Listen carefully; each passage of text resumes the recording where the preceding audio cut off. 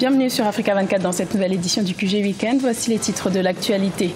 La crédibilité des résultats officiels du premier tour de l'élection présidentielle du 29 juillet est remise en question au Mali. Le chef de file de l'opposition, Soumaïla Cissé, conteste les résultats et appelle à la formation d'un front démocratique.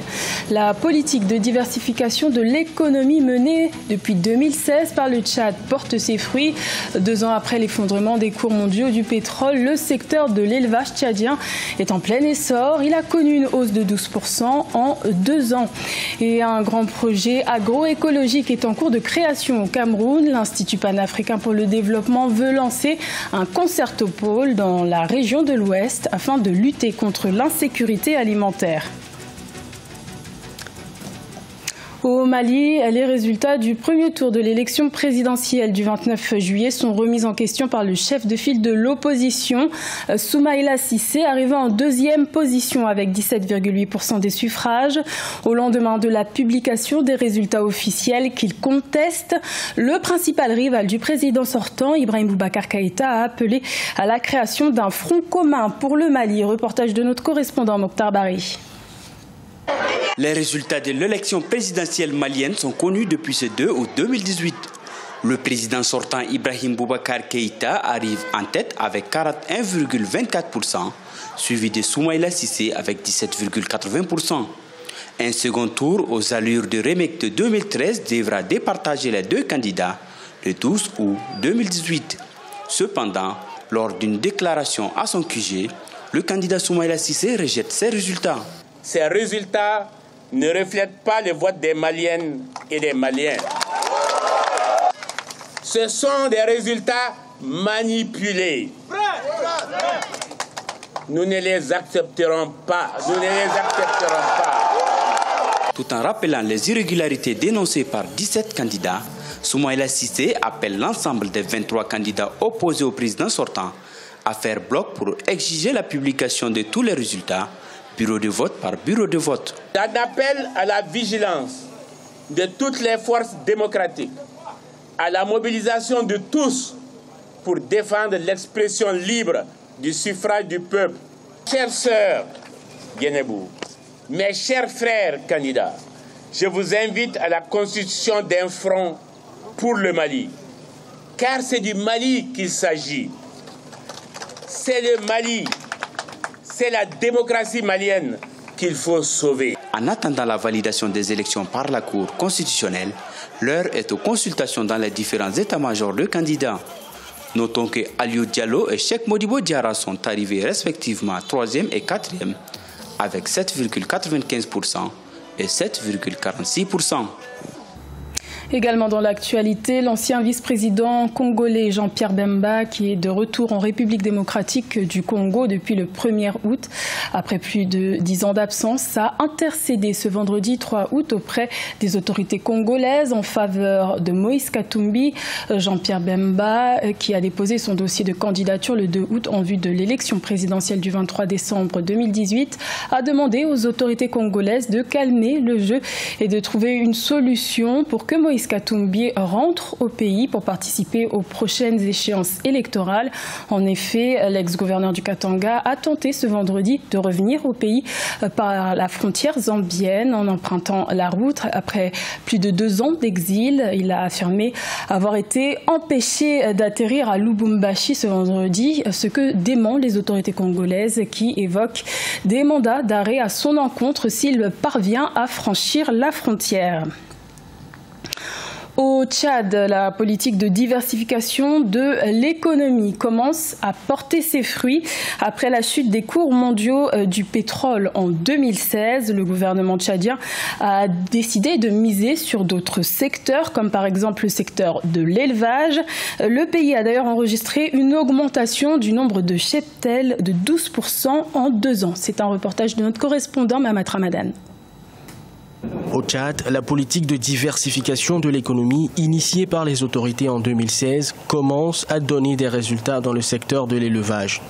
D'après le dernier recensement général de l'élevage publié cette semaine, le pays compte plus de 113 millions de têtes de bétail, soit une augmentation de 12% en 2 ans. Conformément aux instructions de plus haute autorité et compte tenu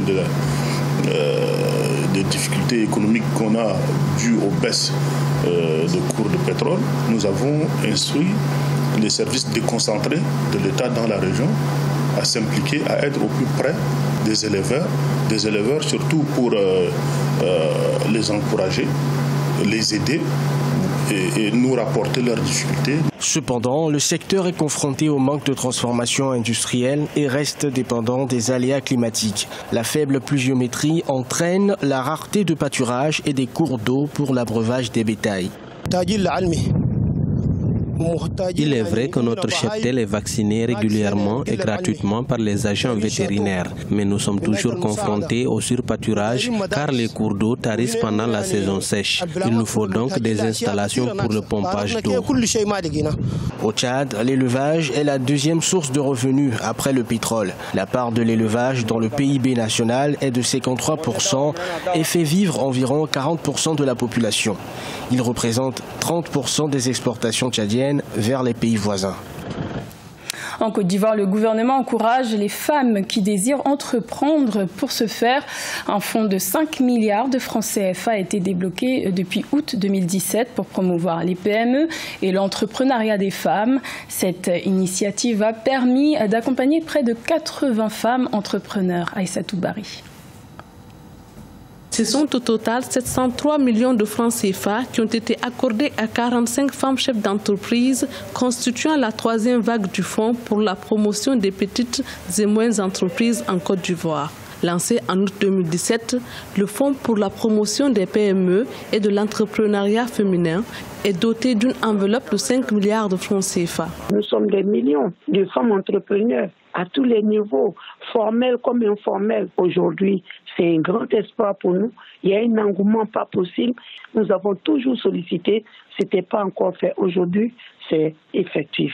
À ce jour, le montant global alloué aux femmes entrepreneurs se chiffre à 1,307 milliards de francs CFA, dont 250 millions de francs CFA accordés à la première vague des 10 premières bénéficiaires et 354,43 millions de francs CFA aux 25 femmes de la deuxième vague. Il n'y a pas que l'autofinancement, il y a le renforcement des capacités managériales, donc la formation quotidienne. Quand on met un fonds, il faut avoir aussi une formation financière, une éducation financière.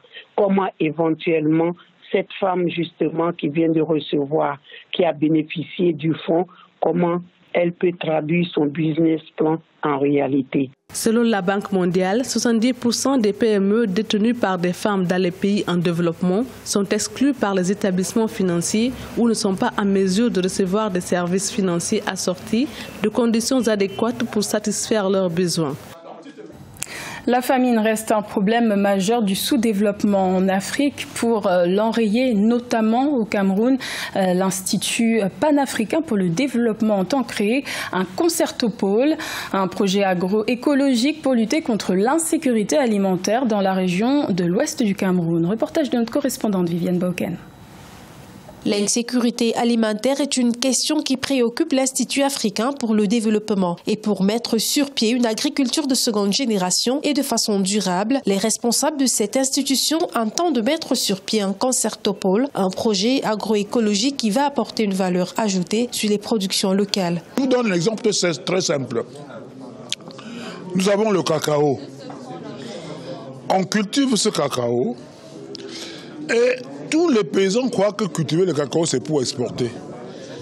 Mais on peut cultiver le cacao pour transformer sur place et avoir de la valeur ajoutée. Voilà, l'un des éléments fondamentaux, c'est que ce concertopole puisse avoir de la valeur ajoutée sur place pour ne plus vendre leurs produits à vil prix. Plus concrètement, le concertopole, quant à mettre sur pied l'Institut panafricain pour le développement, sera aménagé sur 55 000 hectares dans les bas-fonds de la région de l'Ouest Cameroun et permettra dans un premier temps de restaurer les terres appauvries. Et nous avons donc des expertises qui vont nous permettre dans les hauts plateaux de restaurer le système d'antan, notamment au niveau de planter le raffia, qui est une plante reconnue comme pouvant retenir de l'eau.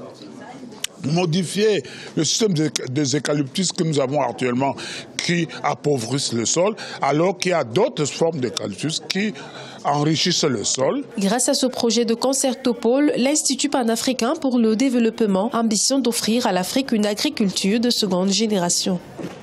Ce journal a été réalisé par l'ensemble de la rédaction. Merci de votre fidélité. L'information continue sur Africa 24.